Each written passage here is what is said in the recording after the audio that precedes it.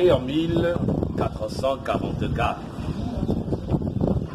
Il y a donc que pendant très longtemps, cette île avait été au centre des rivalités entre les nations européennes qui s'étaient battues pour son occupation. Successivement donc, elle fut occupée en premier lieu, je le disais tantôt, par les Portugais, suivie en cela par les Hollandais, les Français, les Anglais, mais à nouveau les Français.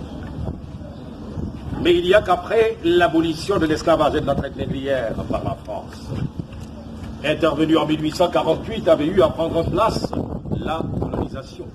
Elle s'est terminée en 1960, année de l'indépendance du Sénégal. Or, dans cette maison, à l'époque, il y avait bien eu 150, voire 200 esclaves. Hommes, femmes et enfants, séparés de cellules, mais c'était suivant le sexe et l'âge. La durée de l'attente pour ces esclaves avait été très longue, 3 mois et demi. Il n'y avait alors que les voiliers comme moyen de transport. Mais ils partaient, les esclaves, le plus souvent sous un numéro, une matricule. Une fois dans les plantations aux Amériques, alors ils s'étaient choisis, où on avait eu à leur donner les noms ou les prénoms de leurs nouveaux maîtres. Si bien qu'aux États-Unis à l'époque, tout naturellement, les esclaves eurent des noms ou des prénoms anglo-saxons. Brésil, c'était des noms ou des prénoms portugais. Cuba, des noms ou des prénoms espagnols. Antilles françaises ou Haïti, alors des noms ou des prénoms français. Mais parce que séparés à l'époque, ils l'avaient alors été de la manière suivante. À droite et à gauche, en bas, c'était donc les cellules des hommes. Mais derrière nous, eh bien, l'exemple typique de cellules pour hommes. 2,60 m sur 2,60 m, pour 15 à 20. Tous, à l'époque, étaient alors assis par terre, mais tout autour du mur. Adossés au mur, les chevilles enchaînées. Ils n'avaient été libérés de leur chaîne qu'une fois par jour. Et c'était pour leur permettre de manger et d'aller aux toilettes. Mais les toilettes pour les hommes se situaient alors à l'extérieur, souvent sur le quai. C'est vous dire donc qu'à cette époque, finalement, chaque fois qu'un homme avait voulu aller tout simplement aux toilettes, avant ou après l'heure de libération quotidienne, il avait été bien forcé de le faire sur place. La conséquence, une épidémie de peste. Elle avait eu à ravager une bonne partie de cette île, mais elle avait commencé à partir de l'une des nombreuses captiveries. Et c'est sans doute également là l'occasion d'insister sur le fait que la maison des esclaves où nous sommes, par conséquent, n'avait alors pas été du tout la seule. Il y a que d'autres maisons avaient forcément existé. Aujourd'hui, si la plupart des maisons sont donc devenues des maisons tout à fait privées, bien entendu qu'il y en a qui ont purement et simplement disparu. Mais celle-ci, nous la devons à l'État du Sénégal, qui l'aura racheté à ses derniers propriétaires, justement, pour en faire le symbole de la déportation des Noirs. Si bien que la maison des esclaves aujourd'hui cristallise toutes les mémoires des traités négriers. Mais dans le prolongement, à l'angle et à gauche, la cellule des enfants, c'était le taux de mortalité le plus élevé. C'est là une petite cellule, mais avec un couloir qui conduit jusqu'au fond. Or, à l'époque, les enfants y avaient couché, à même le sol, torse nu, serrés comme des sardines dans une boîte. Mais une fois à l'intérieur, ce qu'il y a de particulier, ce sont les fenêtres. Toutes se présentent sous la forme de meurtrières, larges donc vers l'intérieur, mais se rétrécissant au fur et à mesure qu'on va vers la sortie. Le but qui à cette époque avait été poursuivi avait été sans doute d'une part et d'empêcher les évasions des esclaves, mais également et surtout de détruire toute idée de vie privée chez les esclaves. En effet, il n'y a qu'à partir de n'importe quelle cellule, on pouvait alors voir tout de suite ce qui se passait juste à côté. Mais sans doute qu'aujourd'hui, nous sommes également en droit de pouvoir considérer que c'est donc bien à partir d'une maison comme celle-ci qu'à cette époque avait commencé la destruction du tissu social africain. Car les esclaves partaient au hasard des ventes. Si bien que même si dans une maison comme celle-ci, on avait pu y trouver toute une famille, le père, la mère, les enfants, le père avait très bien pu être vendu pour aller au Brésil, la mère vers Cuba, les enfants vers les États-Unis, si bien que la séparation avait été totale.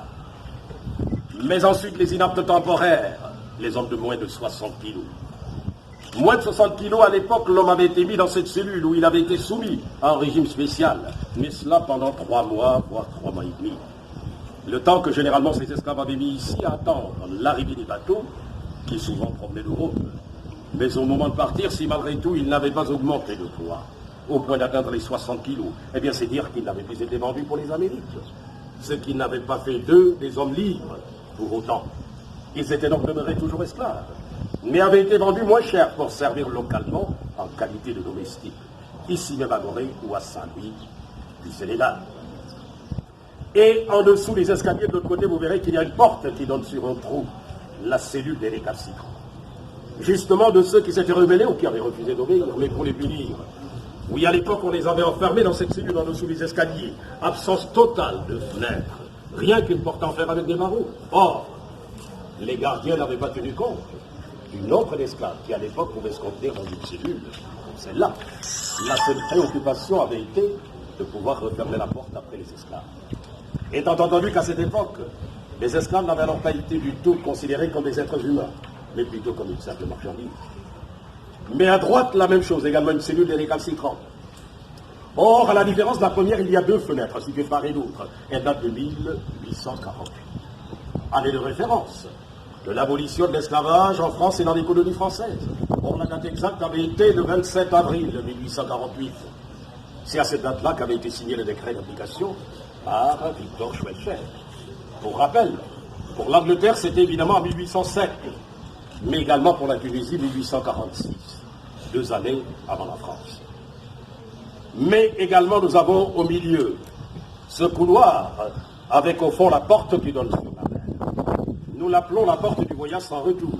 La raison est que les esclaves, lorsqu'ils partaient, c'est par ce couloir qu'ils avaient été conduits vers les bateaux. Or, chaque fois que l'un d'eux avait franchi la porte vers la mer, alors il n'était plus jamais revenu. Une fois passé la porte, l'esclave avait dû monter sur un petit pont construit à l'aide du bois de palmier. Le pont avait eu pour fonction de lui permettre de passer de la maison à bord de petites barques qui lui fait des rochers. On venait à l'époque le chercher pour le conduire vers le bateau amarré beaucoup plus loin. Or, en allant vers la sortie, vous verrez qu'il y a 2 couloirs situés de part et d'autre. Mais c'était la salle d'attente pour les esclaves avant le départ. Il y avait eu 2 rangées d'esclaves de chaque côté, forcément assis en quinconce. Alors que dans le tout dernier couloir de droite et de gauche, il y avait des gardes, à l'époque choisis parmi les esclaves, mais dont la présence avait fini par être parfaitement inutile, car ils partaient, les esclaves, enchaînés 2 à 2 à partir des cheville. Et même qu'au milieu de la chaîne avait été accroché un boulet en fer de 10 kg 300. Si bien que chaque fois que le nœud avait tenté de s'évader, en se jetant à la mer, il en avait entraîné une seconde. Mais du fait de la boule, ils avaient coulé immédiatement et étaient donc morts noyés. Ils n'avaient même pas eu le droit de tomber malade. En l'absence de tout médecin, mais surtout parce que l'on craignait les épidémies, les malades avaient été jetés à la mer. Conséquence, évidemment, toute cette partie de la côte avait été envahie par les requins. Il n'y a que finalement dans cette petite île de 900 mètres sur 300, au plus fort de la traite négrière, des maisons comme celle-ci, il y en avait bien eu plus d'une vingtaine. Aujourd'hui, si la plupart de ces maisons sont donc devenues des maisons tout à fait privées, je le disais tantôt, il y en a qui ont purement et simplement disparu. Celle-ci, pour avoir été rachetée à ses derniers propriétaires par l'État du Sénégal, est devenue donc par la force des choses le symbole de la déportation des Noirs. Au total, la traite des Noirs avait duré 350, voire 400 ans, avec au bout 15 à 20 millions de Noirs, hypothèse basse. Qui...